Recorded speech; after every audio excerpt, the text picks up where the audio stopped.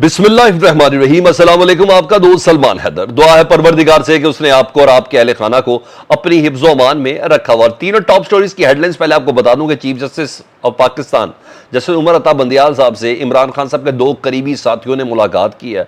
और ये मुलाकात बहुत हद तक स्पेसिफिक कुछ चीज़ों के अंदर बाजी पलटने के लिए काफ़ी है, क्योंकि उसके बाद चीफ जस्टिस का जो आंसर है और उसके बाद जो डायरी नंबर है वो बड़ा मानी खेसा जो मैंने आपके साथ शेयर करना। उधर एक जज को इतनी जल्दी है कि उन्होंने कहा मैं छुट्टियां बच्चों के साथ नहीं गुजारनी, मैंने इमरान खान को 5 दिन के अंदर अंदर अंदर करना ही करना है ना।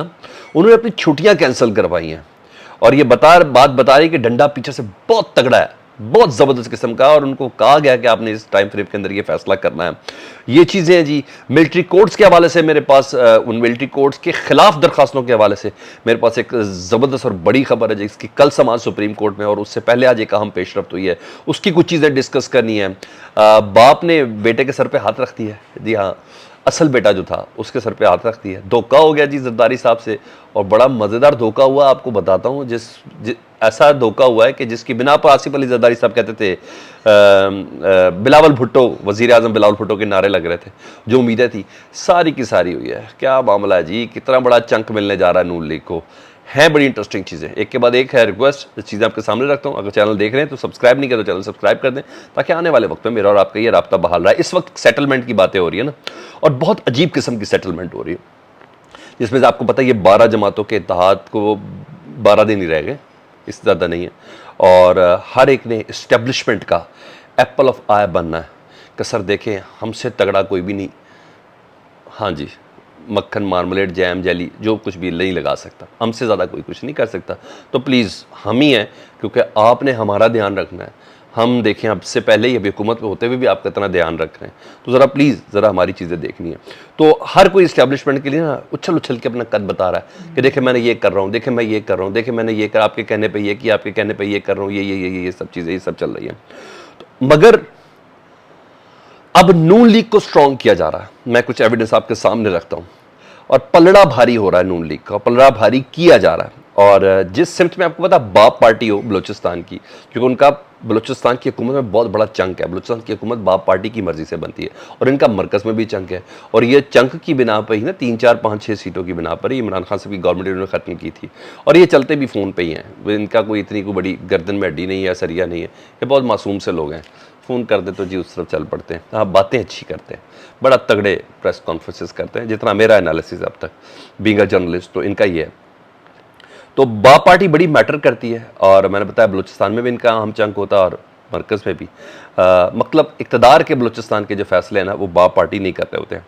और जिस तरीके से नून लीग में एतमाद नज़र आ रहा है, और जिस तरीके से शहबाज शरीफ साहब जो कर रहे हैं इस्टेब्लिशमेंट के साथ, इस्टेब्लिशमेंट के लिए, इस्टेब्लिशमेंट के हक़ में, अच्छा शायद इतनी इस्टेब्लिशमेंट को ज़रूरत भी नहीं जितना वो कर रहे हैं, लेकिन जिस तरीके से कर रहे हैं ना, तो इस बात का अंदाज़ा लगाया जा रहा है कि आइंदा के जो सेटअप में ना नून लीग का एक बड़ा चंक है, एक बड़ा हिस्सा है। ठीक है, मैंने आपको यहाँ तक एक बार बता दी कि इस्टेब्लिशमेंट के लिए शहबाज शरीफ साहब ना रेड लाइन बनना चाह रहे हैं कि मैं इस्टेब्लिशमेंट के इतने करीब है जो इस्टेब्लिशमेंट के शहबाज शरीफ को नहीं छोड़ना। और कई कहने वाले मोदी साहब वगैरह ये भी कह रहे हैं कि जी शहबाज शरीफ इस तरीके से चले। नून लीग के लोग ये कह रहे हैं कि शहबाज शरीफ नवाज शरीफ का पत्ता काटने। हम ये बातें पुरानी हो गई, मैं इस पर बात नहीं कर सकता, क्योंकि हम तक ये सारी बातें गलती हुई हैं। ठीक है जी, तो जो बात सही है उसको इस तरह करनी चाहिए। तो जिस तरीके से शहबाज शरीफ साहब चल रहे हैं तो अंदाज़ा हो रहा है कि बड़ा हिस्सा है। और अब बाप पार्टी के जो रहनुमा हैं, जिन्होंने वादा किया था आसिफ अली जरदारी साहब से कि हम शमूलियत आप पीपल्स पार्टी में इख्तियार कर रहे हो, आपको बिला उसकी मीटिंग सारी याद है। और या दूसरी चीज़ें ये कि हम आपका साथ भी देंगे, ये सब चीज़ें थी। जिसके बाद फिर वज़ीर आज़म बिलावल भुट्टो के नारे लगे थे और शुरू हुए थे वो नारे, क्योंकि जरदारी साहब ये समझ रहे थे कि बलूचिस्तान की बाप पार्टी और पंजाब की, जनूबी पंजाब की सीटों के साथ ज़रा एडजस्टमेंट करके ना हम हुकूमत अपनी बना लेंगे।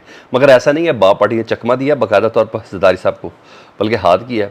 और आज बाप पार्टी की मुलाकात है जी, और दीगर जय्यद रहनुमा बलूचिस्तान के वज़ीर आज़म शहबाज शरीफ से मुलाकात। ये एक बड़ी ख़बर है, ये मुलाकात ही बड़ी ख़बर है। और मेरे पास ख़बर ये है कि ये बाप पार्टी का बहुत बड़ा हिस्सा, और ये सारे नून लीग में शामिल होने जा रहे हैं। तो जो जरदारी साहब को जो ग्रीन सिग्नल दिखाया था वो दरअसल एक जिसे कहते हैं ना आई वॉश था, बेसिकली ये बाप पार्टी अब नून लीग पे जा रही है। जाहिर बात है बाप पार्टी को भी तो किसी ने कहा होगा कि भाई नून लीग में जाना आपने, ये मैं आपको बता दूं, ये ऐसे नहीं चलते, बाप MQ ये सब ऐसे ही है। तो बाप ने बाकायदा बेटे के सर पर हाथ रखा, और वो इम्पोर्टेंट है ना, बलूचिस्तान बहुत बड़ा सूबा है, इन लोगों ने तो माशाल्लाह बलूचिस्तान को आज इतनी तरक्की दे दी है। तो जाहिर बात है यही बात है। तो यही पॉइंट है मेरा ख्याल है कि जो पीपल्स पार्टी और नून लीग के अंदर रिफ्ट पैदा करेगा, इनके खिलाफ होगी अभी आने वाले दिनों में। हम देखना है 12 तारीख के बाद तो अब चीज़ें बड़ी, आपको मज़ा आएगा जी। किसी के पेट फाड़े जाएंगे, किसी को सड़कों पर लिटाया जाएगा, किसी को सड़कों पर घसीटा जाएगा, ये सब होगा। तो ये एक बहुत बड़ा पॉइंट होगा नून लीग और पीपल्स पार्टी में इख्तलाफ का। उधर मिलिट्री कोर्ट के हवाले से कल आपको पता सुप्रीम कोर्ट का एक बेंच समाअत कर रहा है। उससे पहले ना सिविल सोसाइटी की जानिब से एक दरख्वास्त जारी की गई है मिलिट्री कोर्ट्स के ख़िलाफ़, और दरख्वास्त में कहा गया है, उनके वकील है फैसल सिद्दीकी साहब, उन्होंने कहा कि फुल कोर्ट तश्कील दिया जाए और कल इसकी समाअत ना की जाए। अच्छा, इस फुल कोर्ट पे तो ऑलरेडी अब कल अटॉर्नी जनरल ने भी वो दूसरी बाकायदा अपनी पोजीशन गवर्नमेंट की लेनी है कि जो अपील का हक़ है, जिनके मिलिट्री कोर्ट्स में मुकदमात होंगे, वो पहले हाई कोर्ट पे अपील का हक़ उनको मिलेगा, फिर सुप्रीम कोर्ट, 2 अपीलों का हक़ मिल गया ना, तो वो भी कल उन्होंने जमा कराना है। इधर ये वाली दरख्वास्त दायर की गई कि फुल कोर्ट बेंच बनाया जाए। अब फुल बेंच कैसे बनाया जा सकता है? जो पिछली समाअतों में चीफ जस्टिस कह चुके, भाई कैसे बनाएंगे जब काजी फायज ईसा साहब इस बेंच में हिस्सा नहीं बनना चाहते हैं, जस्टिस तारिक मसूद साहब इस बेंच का हिस्सा नहीं बनना चाहते हैं, मंसूर अली शाह साहब की रिश्तेदारी है दरख्वास्त गुजार के साथ, वो बन फुल कोर्ट कैसे बन सकता? तो बहरहाल ये दरख्वास्त बजाते खुद काफ़ी मानी खेज है। चीफ जस्टिस पहले ही कह चुके हैं और कि दस्याब जजेस इसमें बैठना नहीं चाहते, लेकिन बहरहाल देखते हैं कि कल क्या होता है। लेकिन बहरहाल ये दरख्वास्त दायर कर दी गई है। हाँ, तोशाखाना ट्रायल कोर्ट के जो जज हैं, जज हुमायूं दिलावर साहब, मेरा नहीं ख्याल ना करे वो जस्टिस बने, मेरा जज हुमायूं दिलावर साहब, उनके मामलात बता रहे हैं, बल्कि मामलात बता रहे हैं चीज़ें बहुत ज़्यादा मशकूक की जा रही है और एबनॉर्मल चीज़ें हैं ना, जो नॉर्मल रूटीन में होते इतना समझ नहीं, बड़ा एबनॉर्मल बिहेव कर रहा है।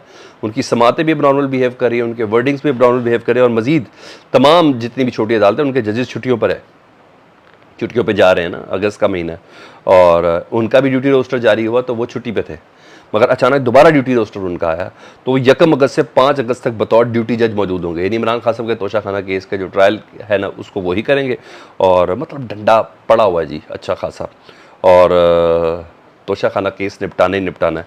जैसे कहा गया होगी 5 अगस्त तक इमरान खान को फिक्स करना है, तो 5 अगस्त तक बहुत इंपॉर्टेंट चीज़ हो गई ना फिर, इसका मतलब है, क्योंकि बाकी तो केसेस को अभी उसको बाम पे चढ़ने में थोड़ा वक्त लगेगा। तोशाखाना बड़ा नॉर्मल, यानी जज ने भी छुट्टियाँ कैंसिल कर दी भाई, कर दी गई, कहा दिया गया, करवा दी गई, कुछ भी हो, लेकिन है तो सही। ये इस तरीके से चल रहा है।